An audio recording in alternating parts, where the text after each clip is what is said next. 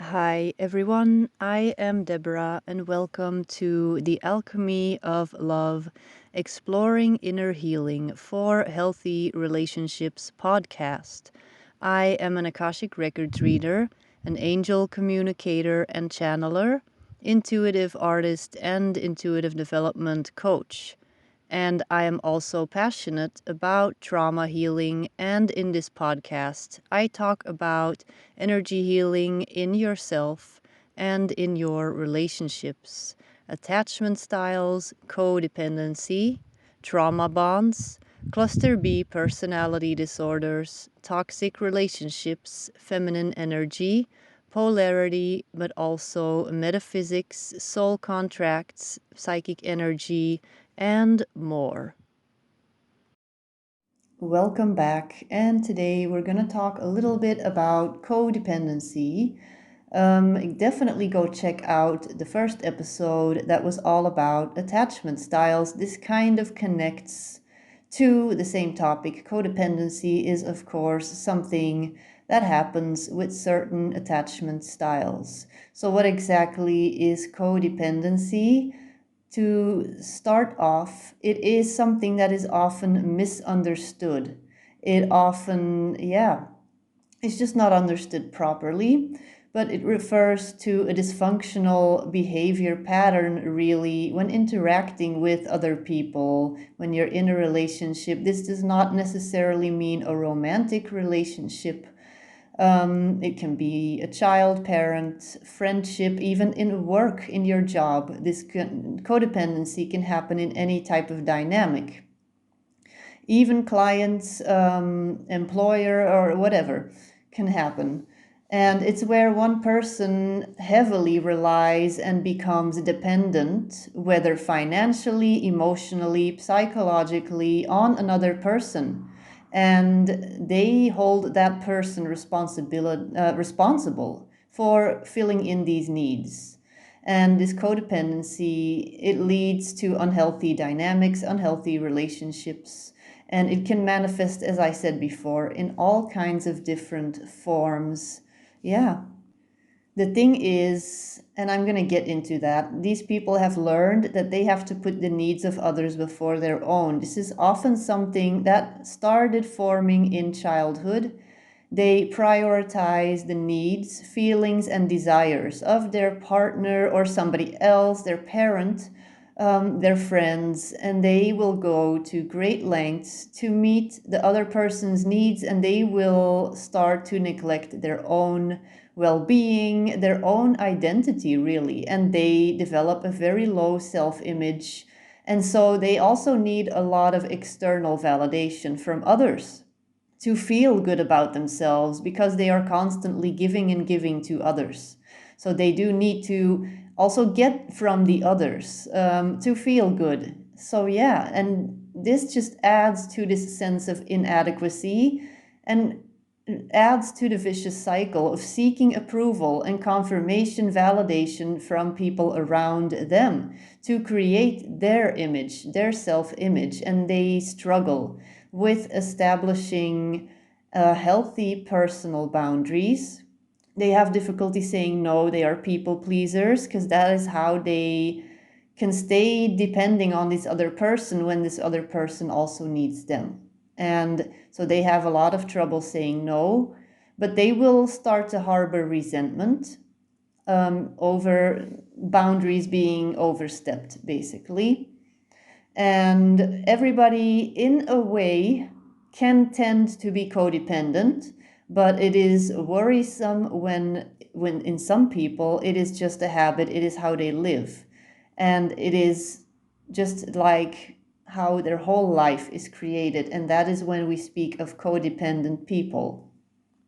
And they often lose their sense of self and individuality, and their happiness is kind of intertwined with their partner's well-being, their parents' well-being, their friends' well-being. And if they're not happy, then that 100% influences how they feel. And they have a deep fear of abandonment. So codependent people can have a very big fear of being left alone, being rejected, being abandoned. And yeah, so this is something that they are then seeking outside of themselves. And they often also have difficulty expressing their emotions because they have been so busy scanning the emotions of everybody around them that there was no room for them to really be with their own emotions. So codependent people have trouble expressing themselves, even identifying how they feel, and they will say something that often does not line up with how they're really feeling because they are so disconnected from their emotions that they will literally gaslight themselves into believing that they are happy when they are not even in touch with their own emotions. And also keep in mind, codependency can occur in various types of relationships, family dynamics, friendships, whatever. It's just, yeah, and this is actually a type of addiction because there are specific hormones in the brain that get triggered. And you also need more. You need more. You need to keep on feeding this addiction for codependency. And it is truly an addiction that you have to break. And you have to, yeah, it is really a very difficult thing to overcome because it often started in childhood. So, how does a person become codependent? And it often starts in childhood, not always, but very often. It does start in childhood, and it typically develops as a complex response to environmental, psychological, relational factors. And it like creeps up on you in childhood, and it just grows and grows, and it is influenced by a combination of a bunch of different things: family dynamics, attachment styles, your self-esteem, traumas. So your family upbringing and how you were raised, your parents' personalities, and I said that in the last episode. Go check out the first one about attachment styles, can play a very big role in the development of codependency.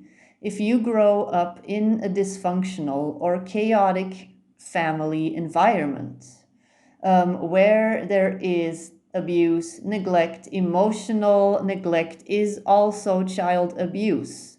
So children that are left for long periods of time alone in their room, this is child abuse, okay? It does not need to be physical abuse.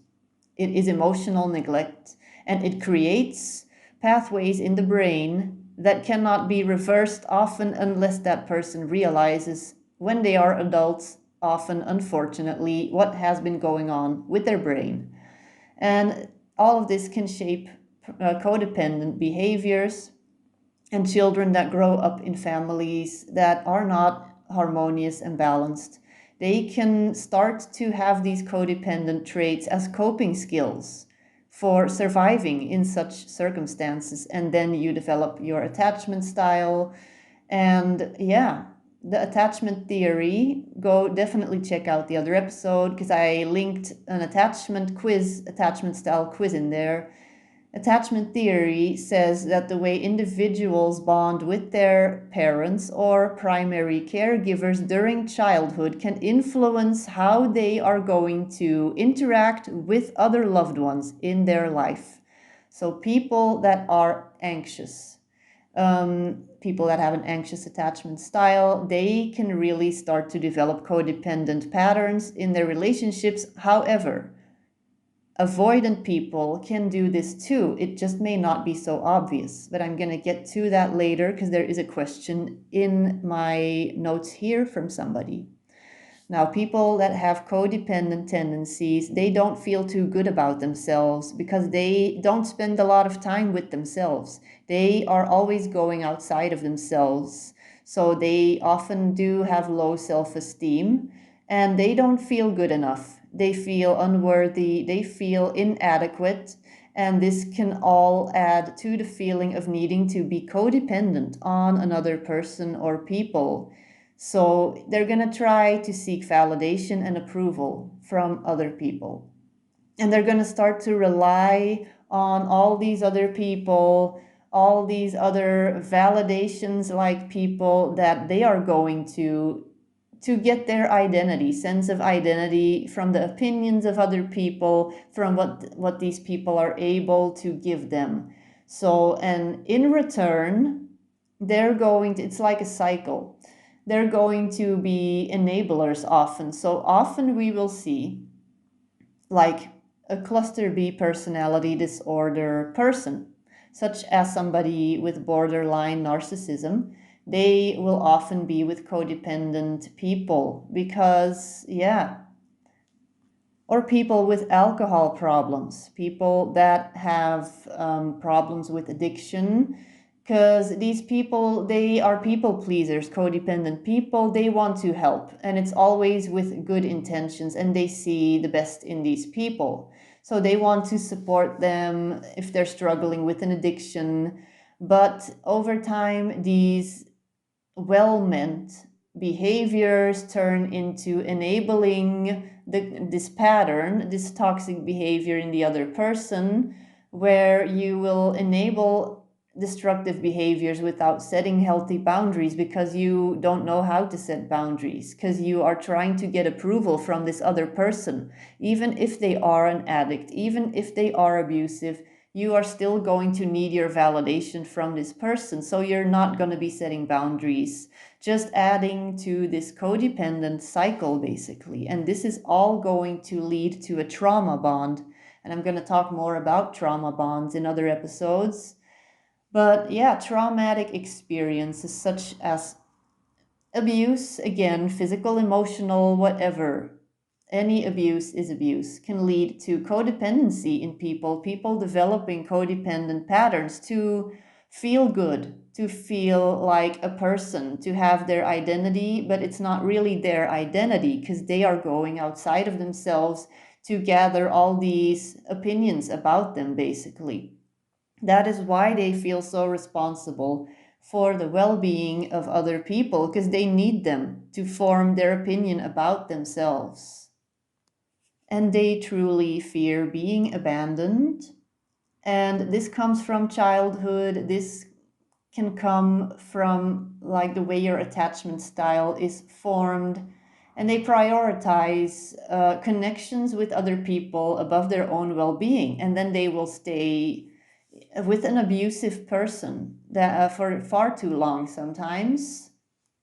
So now that I've given you some background on what exactly codependency is, I'm gonna get into some questions that I got. And by the way, you can always send in your questions about any of these topics: attachment styles, codependency, trauma bonds, toxic relationships, recovering from these relationships, healthy dynamics in a relationship, whether this is a romantic, friendship, job, whatever. Yeah.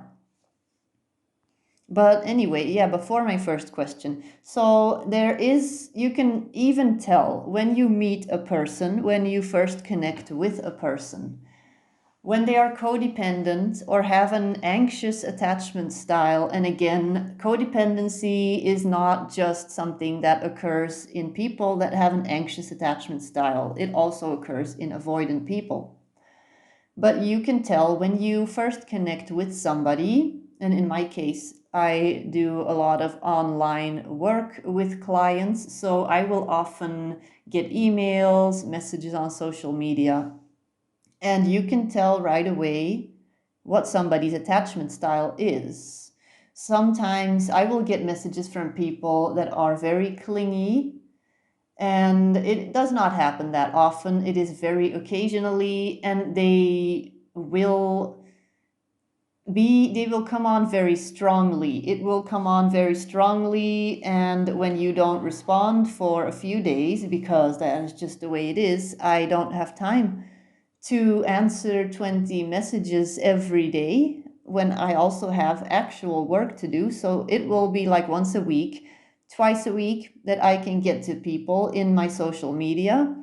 And you can tell that they get nervous, that they get anxious, and that they are pushing and wanting more than you are able to give. And that is an example of, for instance, a person that is codependent and that needs their energy from this interaction, basically, that cannot say, okay, I'm just going to go do my own thing. This person's going to reply when they reply, and I'll just hear from them.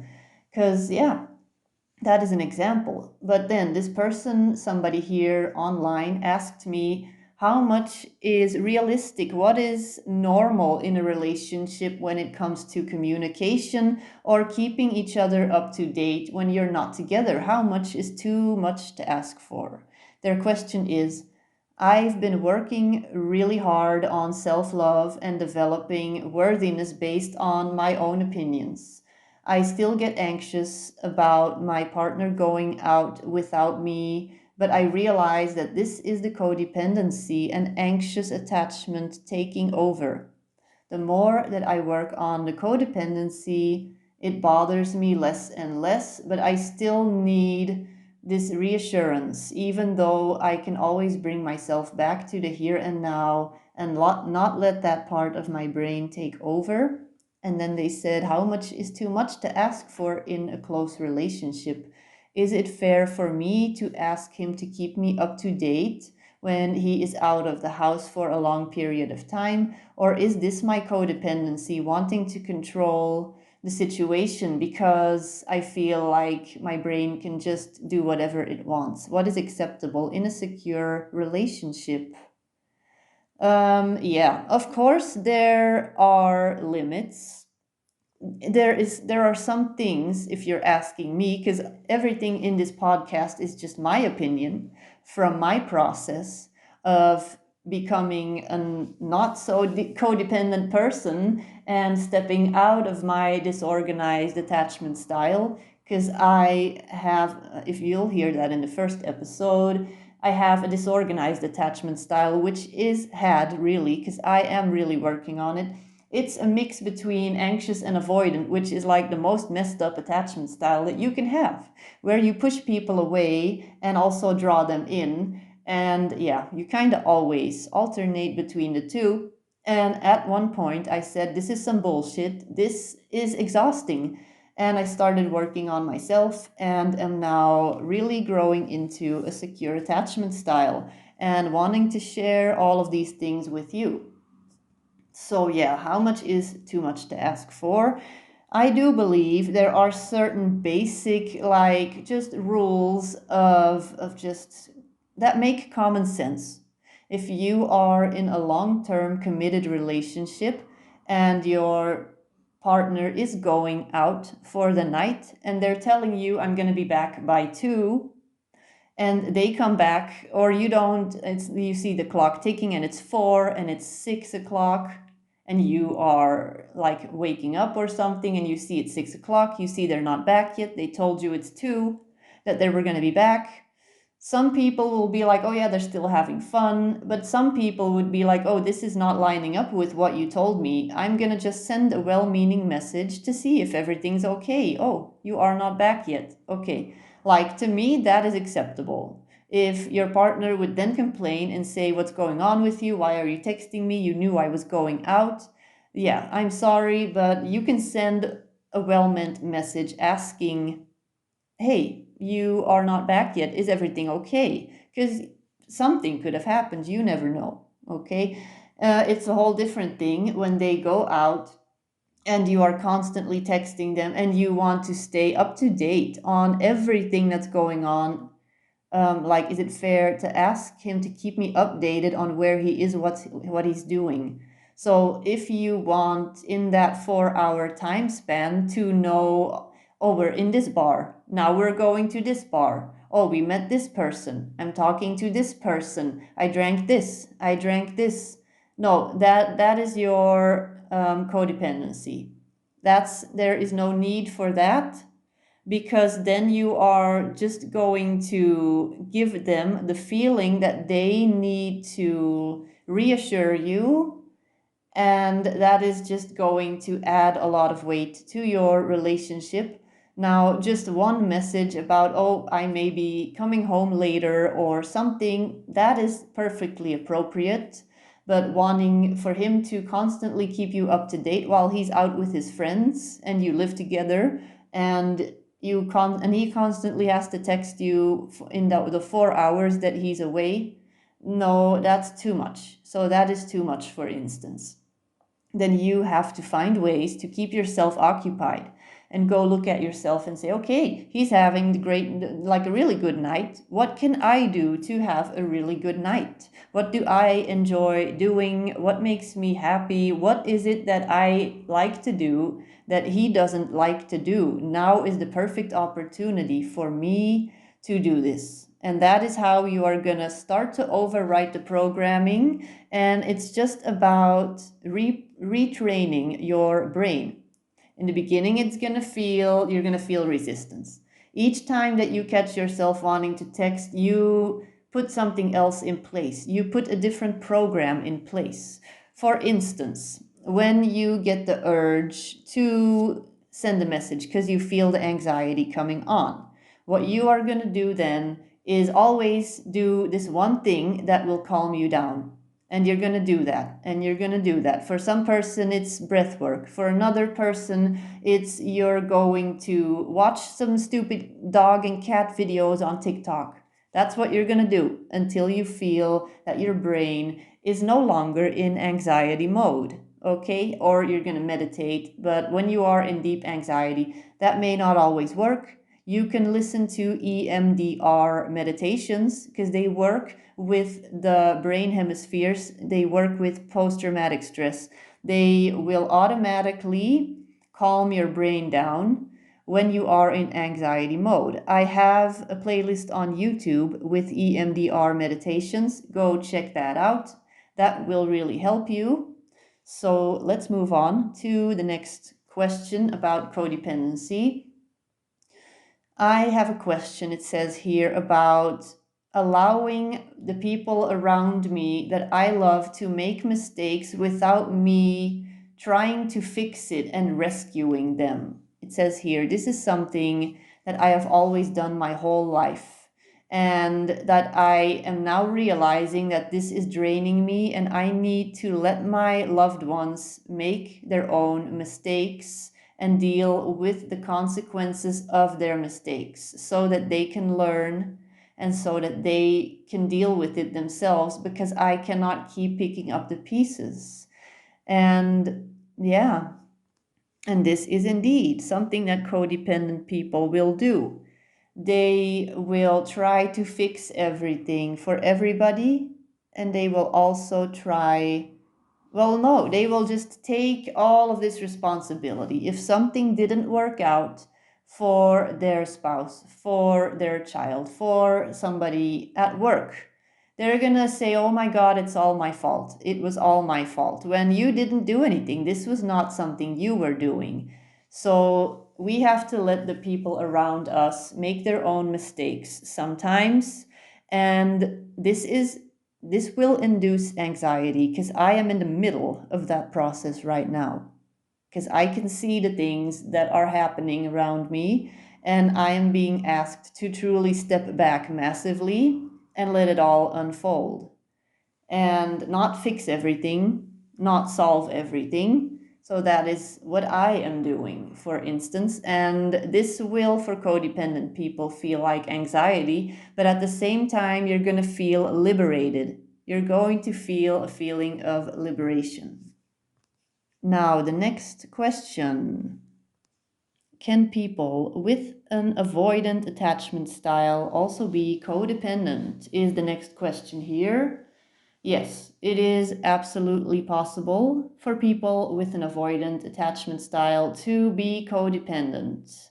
And the dynamics may manifest differently than in those with anxious or like disorganized attachment styles. It will look differently because people with an avoidant attachment style, they are not comfortable with emotional intimacy. They will want to come off as extremely independent, and they definitely do not want to depend on others too much. But at the same time, they're also going to have problems with boundary setting and expressing their own needs. And ironically, Avoidant people will very often be attracted to anxious partners. They are going to be attracting anxious people into their lives that are dependent on them. And that is then their codependency, that they need to have these dependent people in their lives, basically. And the dynamics can resemble codependency, with where one person is being overly self-reliant and the other one is seeking excessive validation, basically. And because they realize that they have trouble expressing their emotions, that they fall into this avoidant pattern, they know that any other person would walk away. So they know that when they are with an anxious person, that they always will have this love supply and validation that they actually need. So these are the questions that came through about this, but this is a topic that we can go on and on about. So if you have more questions about this, then let me know, because this is a dynamic that can also occur on the work field, like I said before, where people are not being treated well at work and they stay in this job position for far too long, for example, because they are afraid of leaving. So this is also an example of codependency. Now, if you have any more questions about this, then you let me know. I hope that you enjoyed this episode, and please send in your questions about trauma healing, energy healing in yourself and in your relationships, attachment styles, codependency, trauma bonds, cluster B personality disorder, toxic relationships, feminine energy, polarity, soul contracts, psychic energy, and more, so that I can address them in upcoming episodes. And you will stay completely anonymous, of course. Have a great day and talk to you soon. Bye.